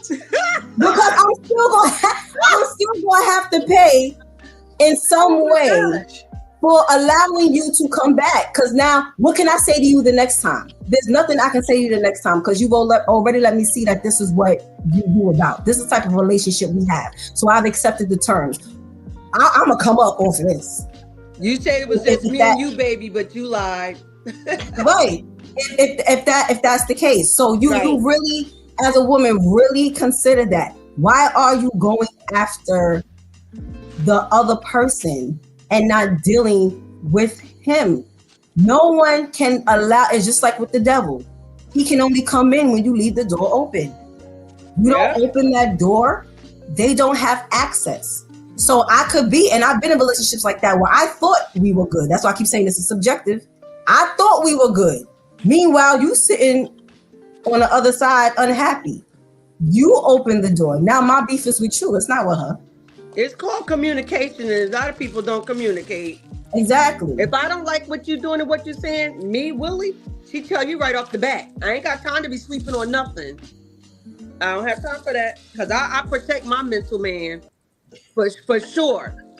Listen, I don't do when I met my husband now, Charles. I told him in the beginning, I don't do arguments. If you want to discuss something, we'll do it. Don't let me see your spirit man with your lips poked out because I ain't the one. And besides, whatever you're going through, I wasn't there. Have these conversations before. What you like, what you don't like. You know, listen, y'all want to play, you want to be married and play grown? We're going to be grown folks around here. You don't have to sneak around and tiptoe. Right. Don't tiptoe through these tulips, boo-boo. You're going right to the daisies. Out the door. Whoa! Has this been some conversation? Thank you, ladies, for your contribution into today's conversation. And we pray you have a blessed day. Don't hurt nobody, Shanti. I don't. Thank you. We got a check-in from Miss Grace. Good morning. Thank you so much for joining us. Woo-wee! So we landed on the topic of the woman who is the TikTok influencer with 2.9 million followers, but who is now liable to pay her man's ex-wife $1.75 million because she cheated with her manager. So now she took her to court, and in 6 states there is a law against a third party breaking up a sound and solid marriage. So every day we talk about this world. Well, first of all, only the world could come up with some type of law like this. Because in reality, Shanti says it's subjective. It's subjective. I use the word relative, subjective. But only God can really declare whether a marriage is sound and intact. Because just like Shanti said, how many of us are walking around thinking things are okay and in reality it's not? So, in other words, you being the wife thought that this relationship was in this wonderful, wonderful state. And here comes some woman who works for your husband. She somehow or another gets involved with him. He ends up dissolving the marriage, and now you're blaming her and you're suing her. And some judge feels that she has provided enough information that establishes that this relationship was sound and strong and firm prior to him meeting you. And now that he met you and you were able to take him off somewhere and, talk to him and sleep with him and, promise him the world somehow and give him his world's fantasy, and now he leaves the wife, you are now liable for paying this ex-wife. Crazy. Why? Because it was, again, as yesterday, it was mutual. There was no rape. There was no forcing. There was no nothing. If your marriage was so sound and firm and intact, there is nothing that could come along and cause that man or woman to cheat on her spouse. Now, we may not hear this very often, but it is true. Not every individual that has been tempted has fallen for the temptation or fallen in temptation. It's just there's no reality that every single person has. It may be very few, but there's nowhere in the world it's every single person. Why? Because the word of God says that there is no temptation to man that is uncommon to man, to be exact, but that God would not give a way out. So here's what that says.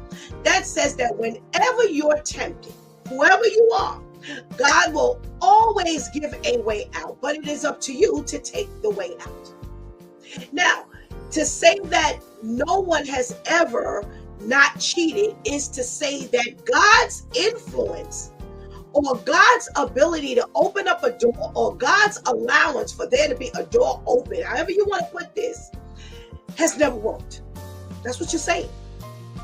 That's exactly what you're saying. If you say, oh no, ain't no way in the world, if somebody's tempted, they won't take it. I'm sorry. Not when the word of God tells me that it is God who opens up the door whenever there's temptation. There is no temptation that is uncommon to man. So in other words, that also says that no matter what temptation you're facing, you ain't the first and you sure won't be the last. That is not common. That is uncommon based on the version you read, meaning that somebody has already experienced this thing already. And not everybody will fall for the okey doke. So here we have a judge that says, I'm going to make you pay. If the relationship was where it was supposed to be, then there is nothing that could come along that would say, I'm going to cheat, that I would cheat, that I did cheat. I'm sorry. It just doesn't work like that. It just doesn't work like that. And my biggest question is what I asked the ladies. Even if I thought that you were a heavy influence and that you got my husband to be carted away where he stepped out of this marriage, I can't hold her more accountable than I hold him. It was he who made the commitment to me, not her. Not her at all. It was him who made the commitment, not her. Now, it doesn't mean that she's not responsible at all for, she was a willing party. Absolutely. But how do I sue her and I not sue him? Not only that, there is something that the ladies introduced that has was the first thing that came to my mind when I talked about this lawsuit. When I read about the lawsuit, what happens when God fixes your heart to reconcile, to be forgiving? Because let me tell you something. I'm looking at a marriage right now, celebrating double digits, but at one point, there was infidelity in the marriage. I've seen this a few times, and they are as strong as ever. There's nothing that says that infidelity can put a finality to your marriage. It says in the Bible that it could, but it does not have to. If God fixes your heart that you are forgiving to that spouse, because you've said for better or for worse. I never understand this thing.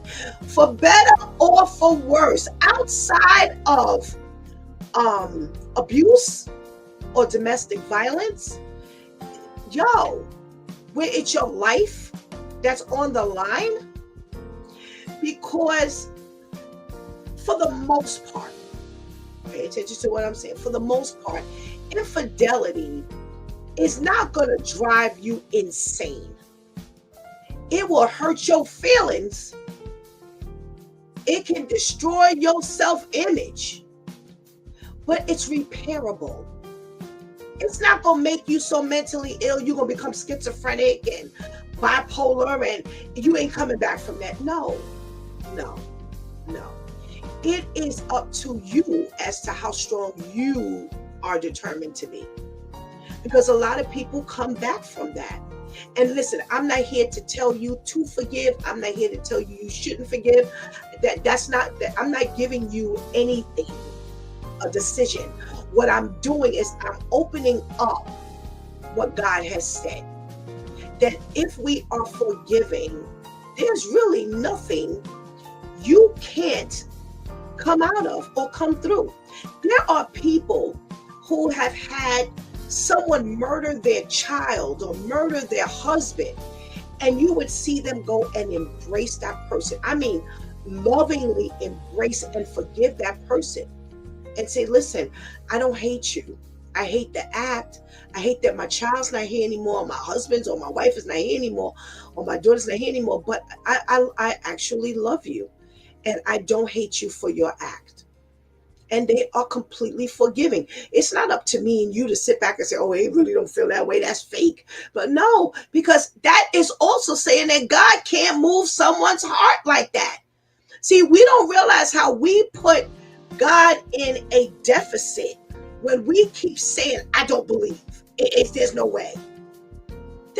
Because that's complete opposite of what the word of God says. We can come through anything. With God, all things are possible. All things. There's no contingency on that verse. With God, all things are possible. I can do all things through Christ who strengthened me. That means even forgive my cheating husband, even forgiving the man that murdered my husband. I can forgive. We cannot put a limit on God. And the moment you stand and say, I cannot do it, there's no way in the world somebody else can do it, you are now limiting the power of God. This is why Jesus died, so that we could make these moves and show the power of God and why Jesus died on the cross for us. These things are possible. There is no way that this stuff is impossible, because I now put a limit on the very God I serve. And I am not going to limit God, not me. So here's my thought. My thought says that I now go and I now sue this woman. So I now have held her responsible for my marriage coming apart. Am I really sitting back thinking, is there something that I could have done or I could not have done? Something that I did not do that could have put my marriage in jeopardy? Now, nothing should make you stray. I don't care what I do or what I don't do, but this is how the world works, right? So, do I sit and I hold myself accountable at all? The bottom line is that you need to hold, the person who made the commitment and the vow to you and God accountable. And is it worth me going before God, us going before God, and seeing if we can really work this thing out? Yes, I know what you did, but I did tell God for better or for worse, and I have stepped into the worst, and I am going to make it happen. Let me tell you something about heartbreak. Heartbreak, it's like the end of the world. It's like the end of the world. And you feel like you ain't never coming back from that thing. But again, if we search the scripture and we trust God for any and everything, there is nothing that God can't do if we position ourselves. You always hear me talk about positioning ourselves. Where am I willing to put myself that God can deal with me? It's not only with forgiveness, it's with a sin, something that is got a stronghold on me. It could be anything. Am I going to position myself to be delivered from anything? Delivered from my actions, delivered from my inactions, delivered from forgiveness or hurt. How am I going to recover? Because at the end of the day, that 1.5 million, that 8.8 million, that $30 million, that's not going to make you feel better. That's not going to make you feel better. You'll be able to spend, and all of that spending may offer a momentary pleasure, but it is not going to be the end all and be all of anything. It is not. It is not going to really be something that is going to wash away all of that hurt. Because when you go to bed, you ain't going to be able to feel better because you didn't spend all day. No, you've been shopping and shopping and shopping, and now you got to go to bed by yourself, remembering that your spouse just cheated on you. And it's funny because that's one of the things we always think, like, dang, at least if he was going to cheat, he could have got somebody like this, or she could have got somebody like that. Yeah, we always think about that. So money ain't going to help you with that one at all. If she went and took out a loan for that 1.75 to give it to you, to get you off her back, but it ain't going to make you feel better at the end of the day. Seek God for that hurt. Seek God for that pain that is so unbearable that you feel like you'll never get any better. You'll never feel any better. You'll never want anything, better, or you'll never want your husband or your wife again. You fell in love with this person, right? So that should be what you should do. Seek God for forgiveness and see what God can do. Maybe God does not want you connected to the person anymore. I don't know. I can't say. But if that's the person that God wants for you, then you better believe it's something that can be worked on. And I'm even going to venture on the other side as you pick the person and God ain't had nothing to do with it.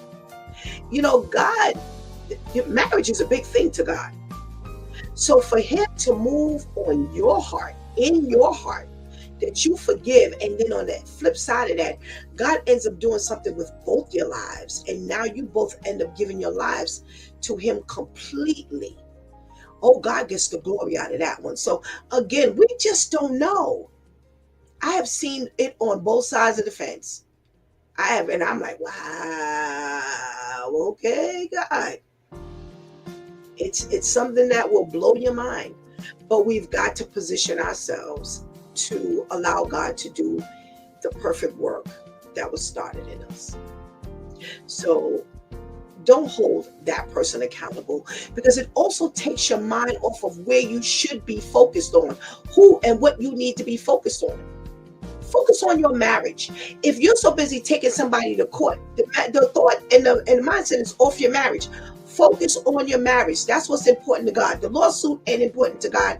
The lawsuit is important to you. But focus on what God can do for you. Focus on how God can do the repair. If I'm so busy chasing a lawsuit, then my heart is not in repair mode, because my heart is for vengeance, revenge. My heart is because I want to hurt you. I want to get at you. I want to get at him. I want to get at her. Yeah, that's where my heart is. But if we stand still and let God work on us, because again, is there something I could have done differently in this relationship? When my husband or my wife told me that they weren't happy, or when I saw that things weren't right, instead of me, taking a different route and not doing this, I did that and made it potentially worse or possibly worse. There's a lot of things to consider. So, did we play a part? Is there something we could have done to make it better? We can't think about that if we're chasing the dollar. So let God do his work in our life. Let God do his work in our life, please. Because that's the only way we're going to figure this thing out, is when it becomes me and God. And when you do that, it takes away you and God, because there's too many other things. First of all, you got to come up with the money for the lawyer. Does God want you to spend his money on that? Because it all belongs to God. So does God want you taking his money and spending on some lawyer to sue somebody when that could have been a consequence of your sin? Oh. See, we don't know how this game is ultimately being played. Because, see, it's a chess game to God, but it's a checkers game to you. You're trying to figure out how you can eliminate the pieces off the board in one way, and God is moving the pieces around another way. With God, there's always a lesson to be learned. Always something we can get out of it. So we want to make sure that we are not guilty of anything. And maybe we did something, and this is where the consequence has fallen. But is it repairable? Just might be. Just position yourself and give God the opportunity to do a wondrous work. You've been watching It's Due Time with Pastor Steph. Join us Monday through Friday from 7 a.m. to 9 a.m. where we discuss matters of the heart, mind, and spirit. As you go through your day, be sure to set your mind on things that are above, not on things that are on the earth. They will only serve as a distraction. Remember, prayer changes things. It's Pastor Steph signing off, and I want to thank my Due Time crew, the ladies, for always coming through big time. Thank you for hanging out with us and helping us keep that chat room alive. Please don't miss this opportunity to give Christ your life right now. Please do not miss this opportunity to strengthen that relationship with the Lord right now. Remember, strengthen that relationship with the Lord right now, because later is not promised to any of us. Until tomorrow, God spares, where it's Therapeutic Thursday. Until then, I love you.